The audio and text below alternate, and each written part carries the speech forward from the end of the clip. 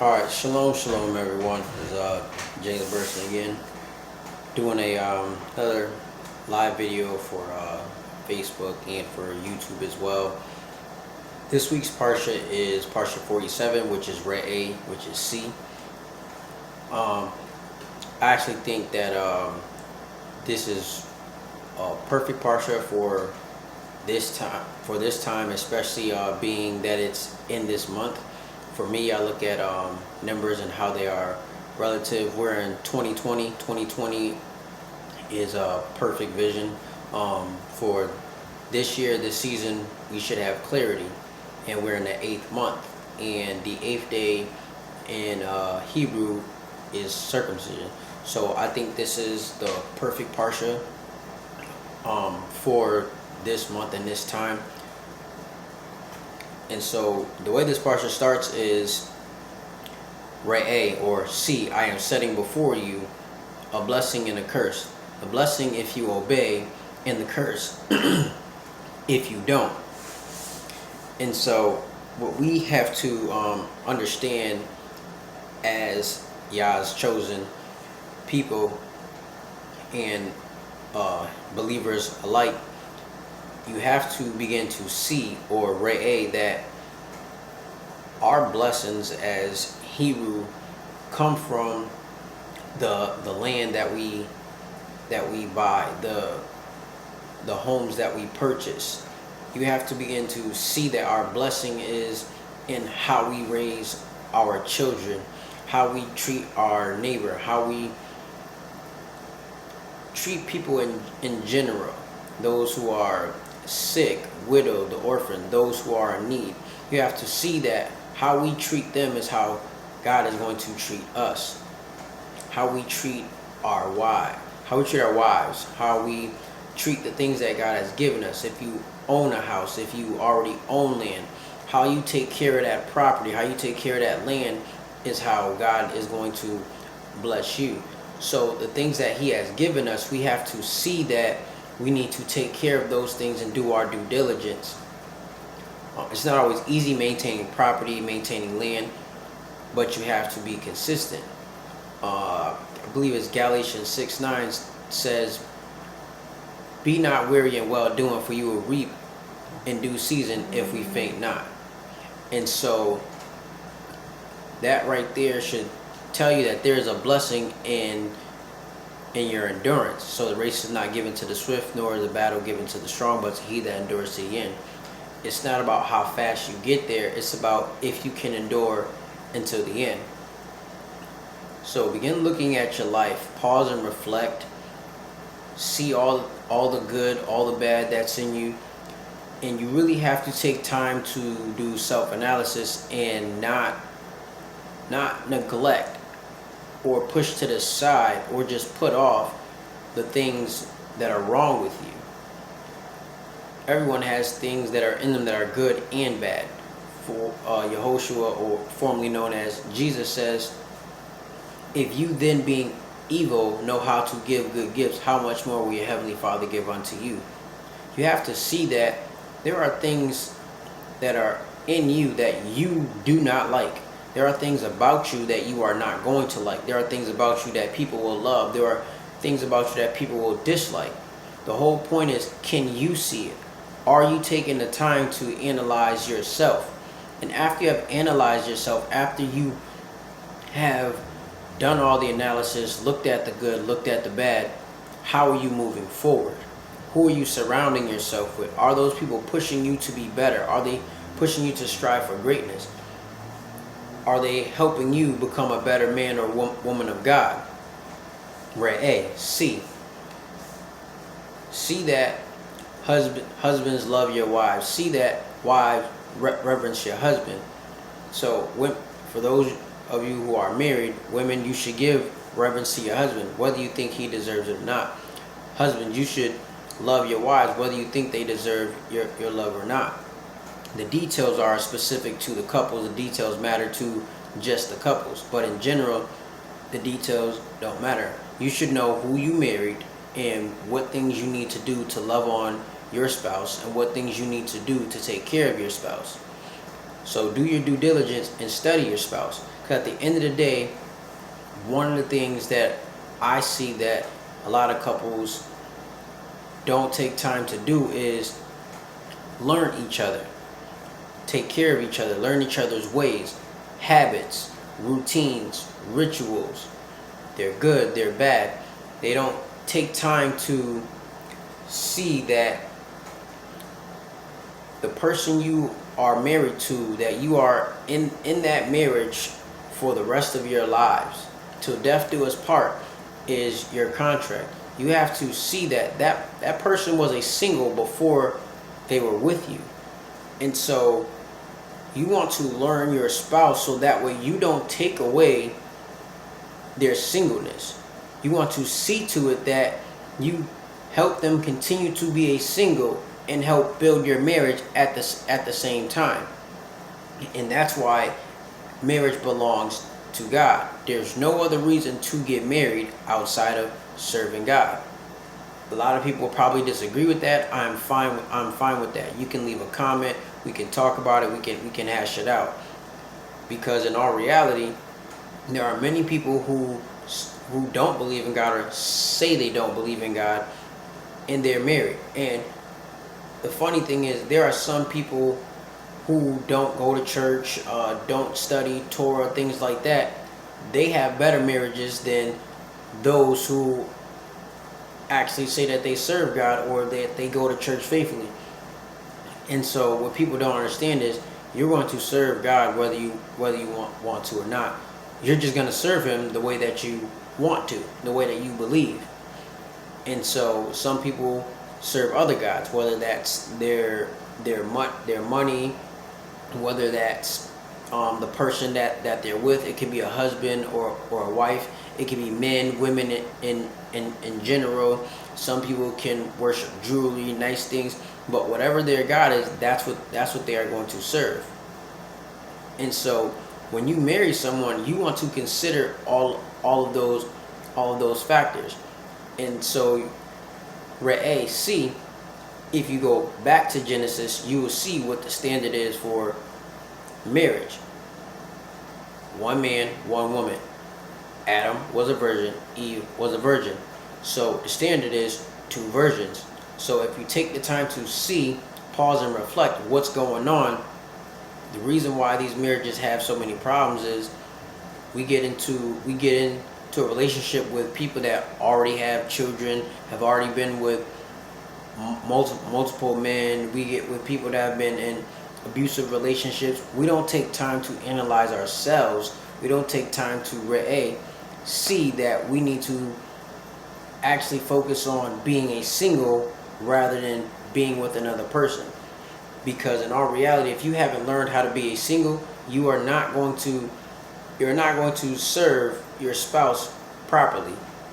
And I'm not just saying it from a standpoint of just talking out the side of my neck, as they say. I'm saying it from experience.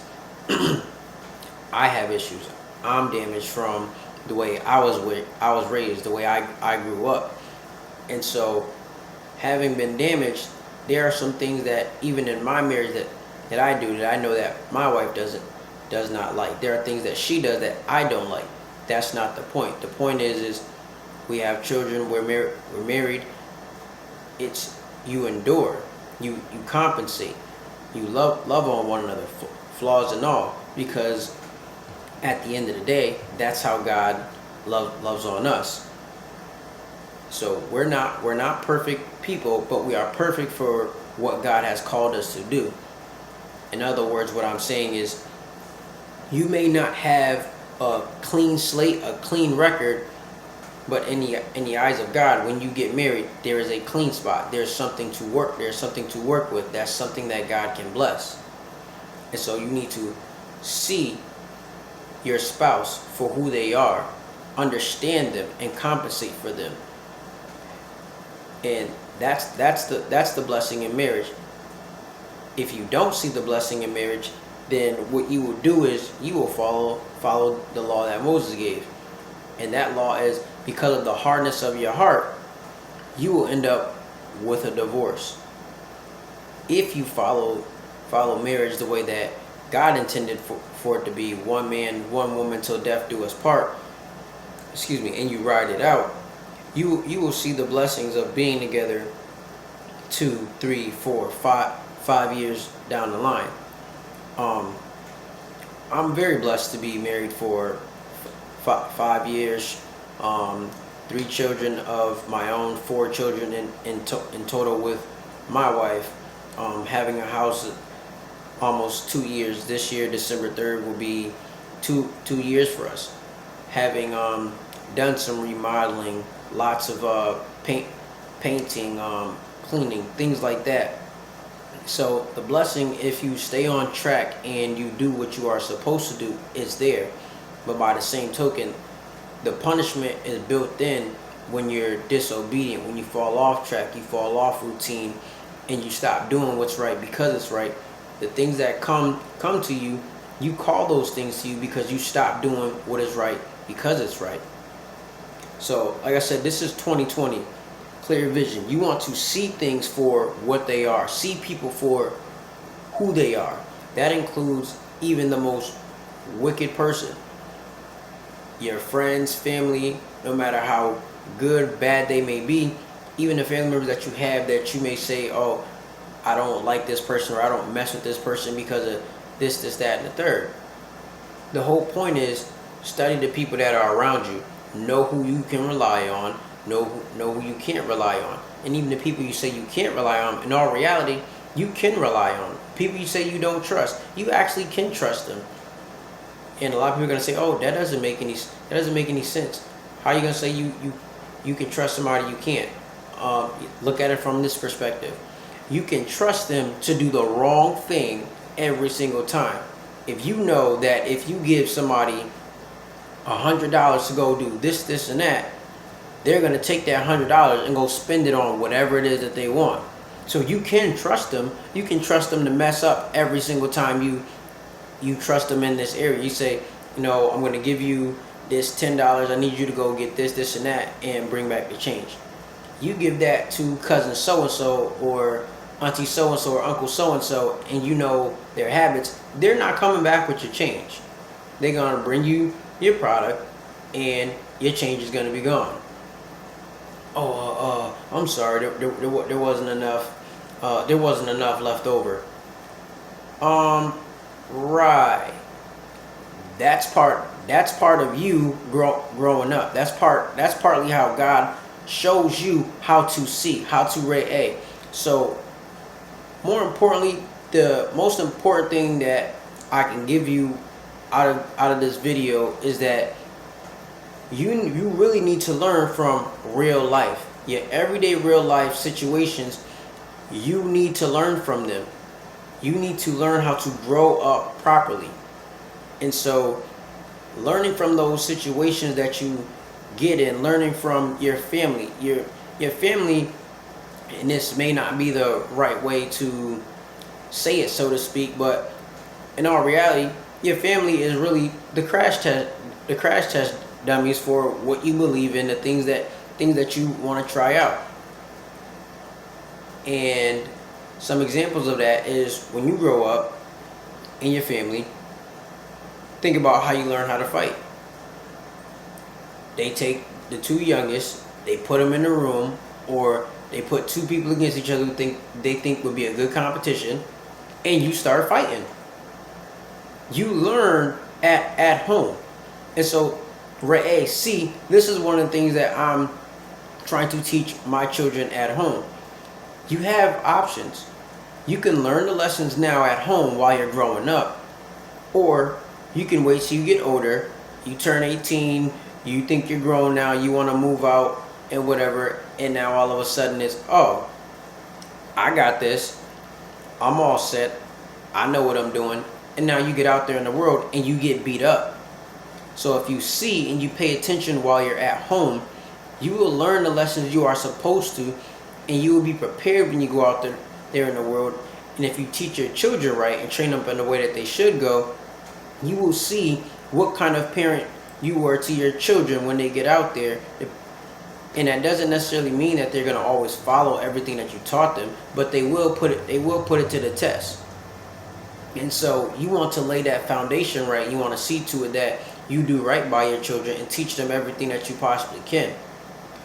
Set your household up for your children to learn the hard lessons at home, and watch and see how they grow up. Watch how they change. Their language will change if you read to them more often, and you study with them, and you say prayers with them.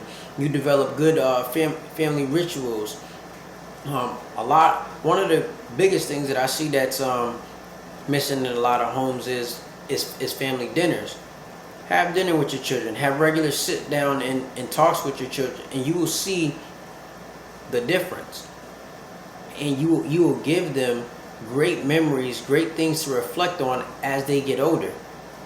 And if you do it right and you are consistent with them, you will see the blessing in your children when they get older. When your children have children, you will see the blessing in your grandchildren.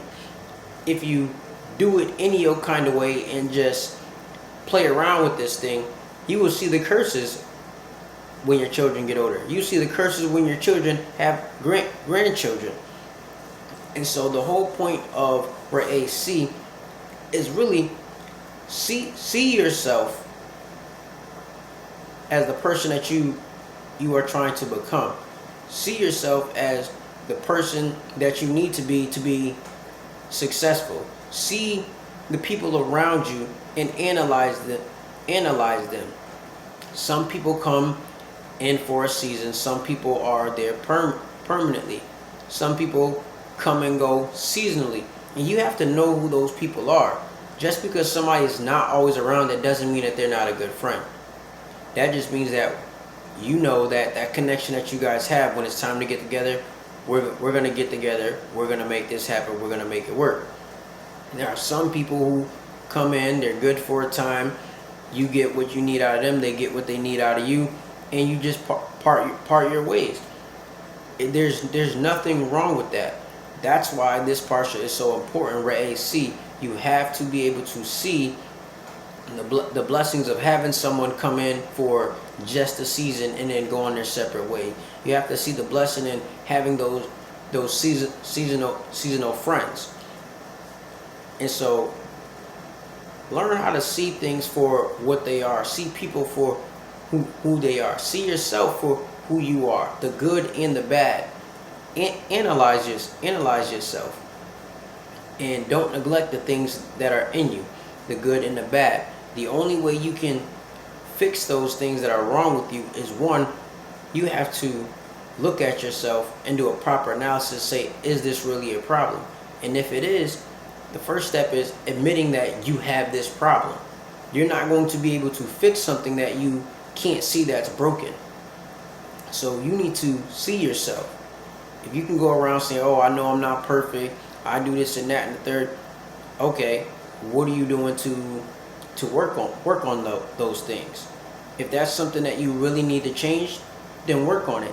If that's a part of how you are, then that's how you are. But know that that's how you are. So when you do those things that people don't like, you know the reaction that you're going to get. And the main thing is to be consistent with that, so you know you and the people around you, they know. I'm only coming around if things are like this, that, and that. And when it gets to this point, I'm done. I'm gone. There's nothing wrong with that. Just see that and know that. That's how life works. You only have control over you. So that's why RAC, see yourself in this season 2020. What have you gained? What have you lost? Where are you at? Where is your life going? 2020 is clear vision. What is the vision for your life? Where are you going? Where are you headed? Who are the people that are with you? How are you all moving forward together? Are you guys all on the same page? It's important that these things are checked, because if they go unchecked, your life will be all over the place. It'll be in turmoil. You want to make sure that your life is focused. It has a direction. You know where you're trying to go. Why? The Bible says man makes plan, God orders his steps. you need to have a plan for your life. If not, I can guarantee you someone else will have a plan for your life. Whether it's the people at your job, whether it's someone out there in the streets that sees you're all over the place, confused and lost. 2020 is clear vision. You need to have a clear vision for your life, where you're going, how are you going to get there, what you need. Equip yourself for the journey that's ahead. Not gonna stay before you too much longer, so that's about all I have. Like, comment, share. If you have anything to ask, put it in the comments. I'll watch the video, try to address whatever it is that I can. But other than that, shalom everybody. You guys have a good night. All right.